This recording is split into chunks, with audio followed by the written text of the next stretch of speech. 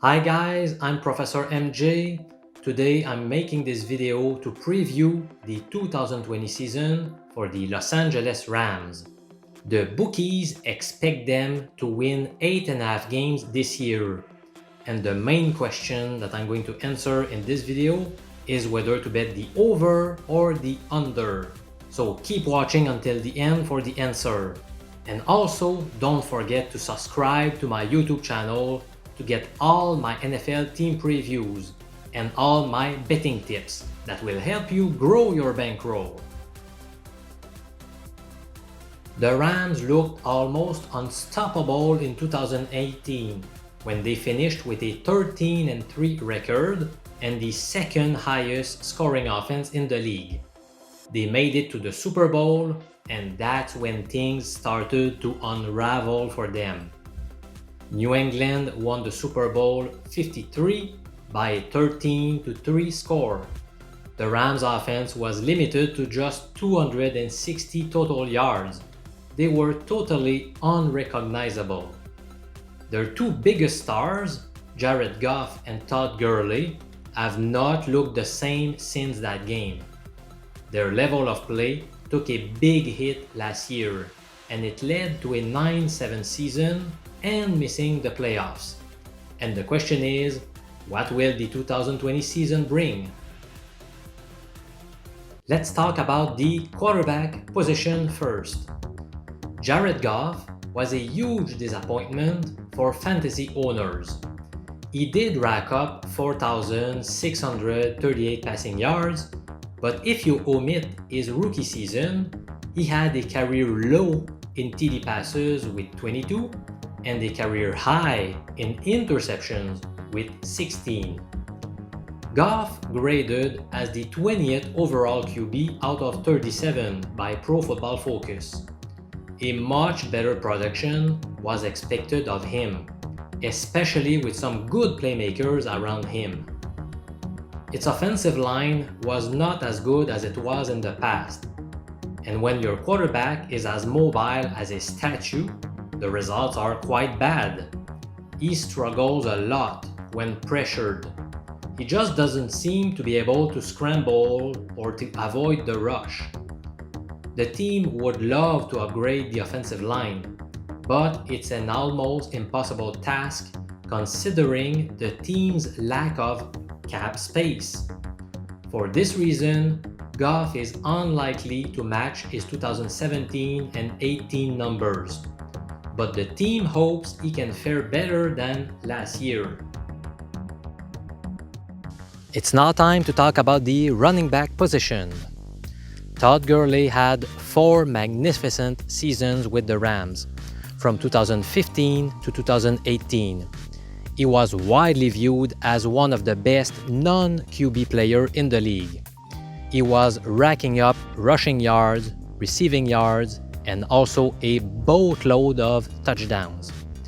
Then, his play started to decline towards the end of the 2018 season because of knee and ankle injuries.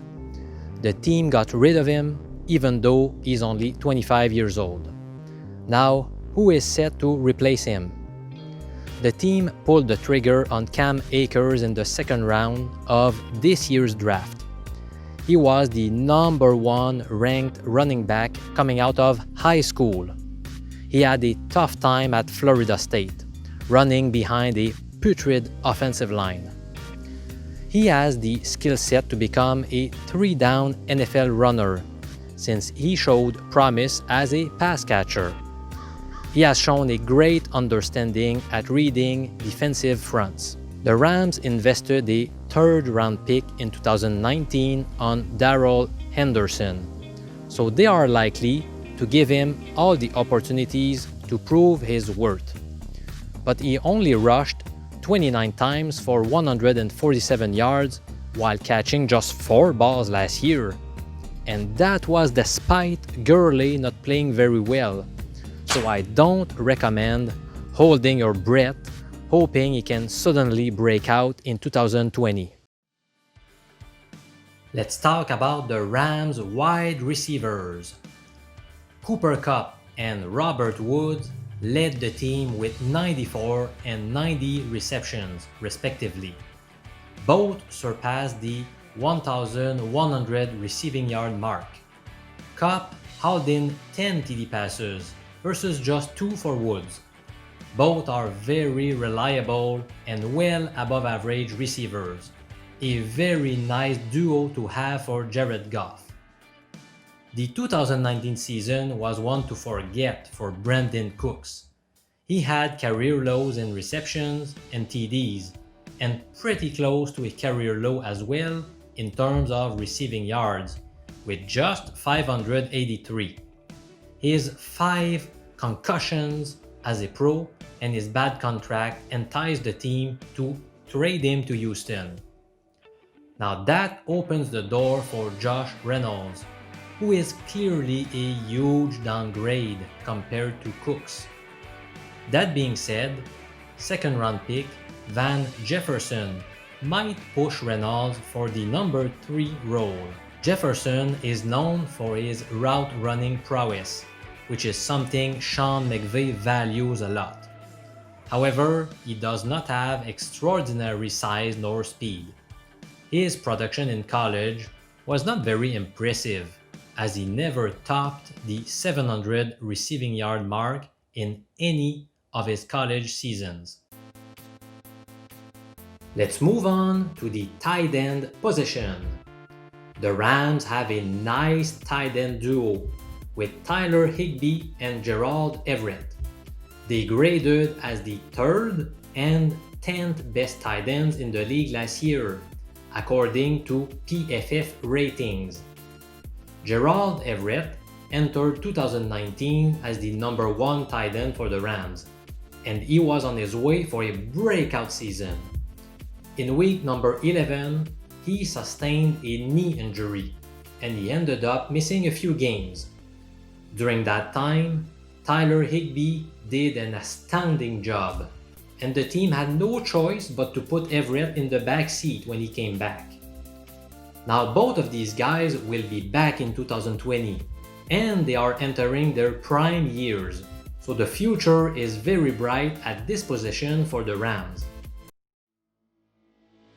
Let's now talk about the offensive line. LA's offensive line struggled last year. The only guy who seems to be locked into a spot is left guard Andrew Whitworth. His play dipped last year, but he was still one of the best from this group. The Rams have signed some bad deals recently, and you know what? They might have done another one this offseason. I mean, why would you sign Whitworth for 3 years at an average of $10 million, knowing he's 38 years old? Sure, he's been very durable, but a 38-year-old body is more likely to get hurt. Also, his play might deteriorate even more this year.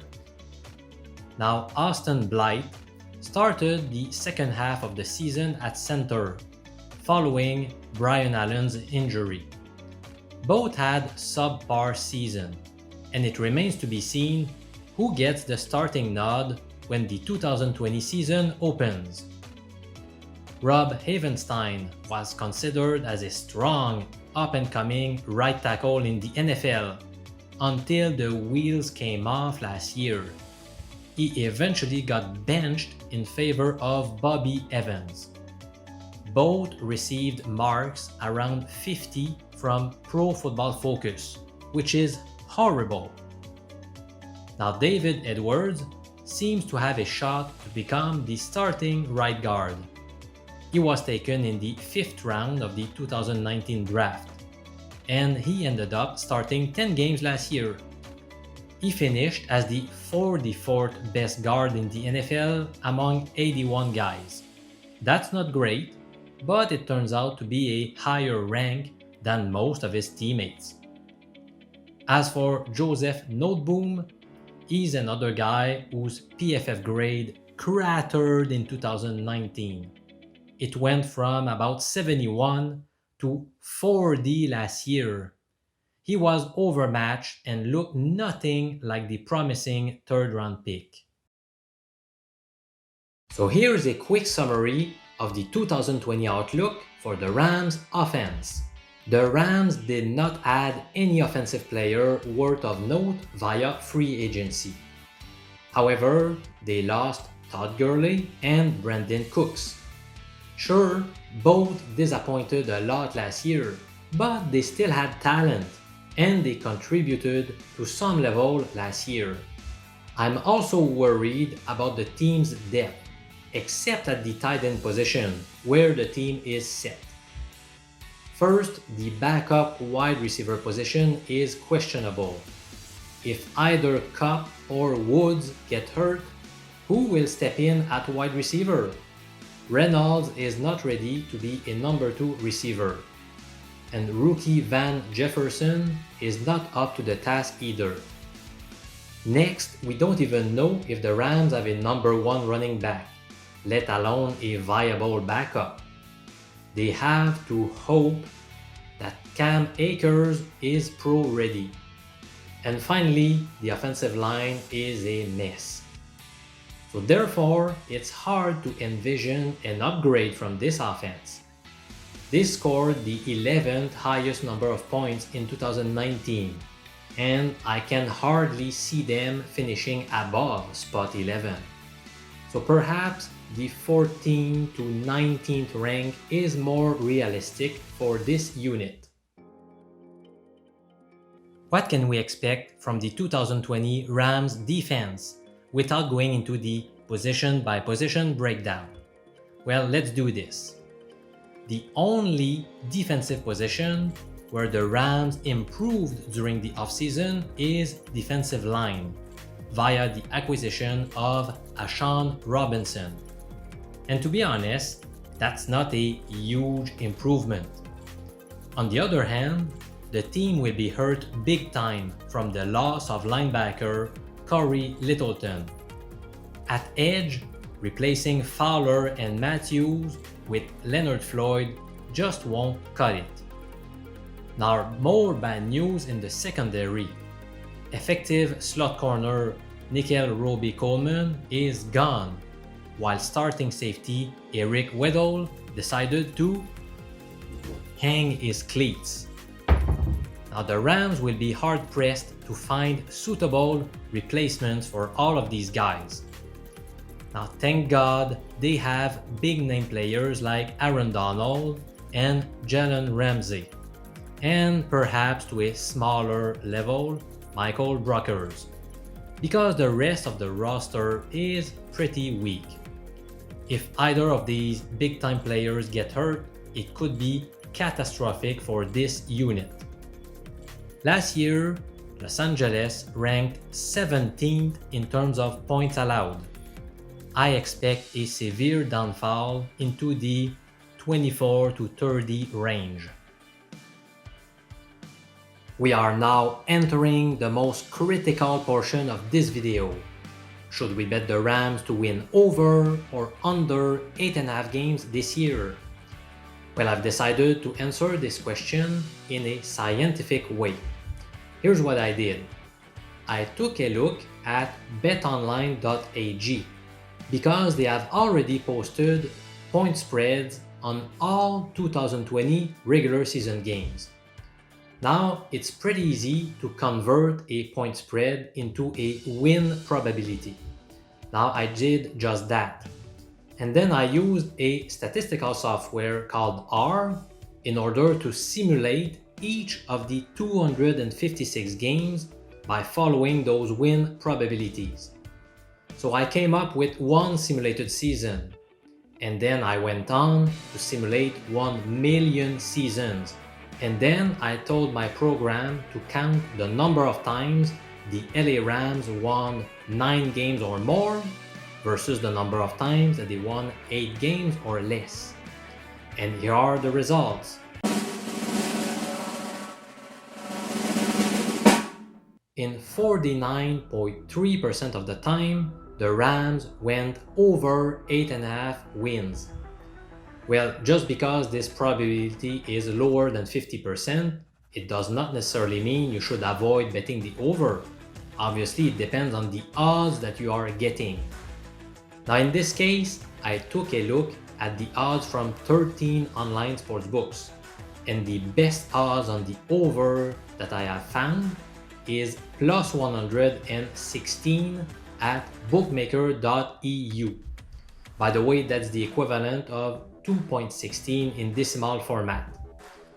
Now that turns out to be a return on investment, a ROI, of plus 6.5%.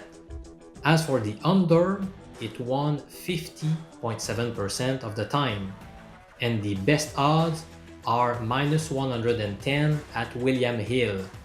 So that turns out to be a ROI of minus 3.2%. So for this reason, my final betting tip is to bet the over. But obviously, do not bet at any odds. In this case, considering we have a 49.3% chance of winning, what I call the break-even odds are plus 103.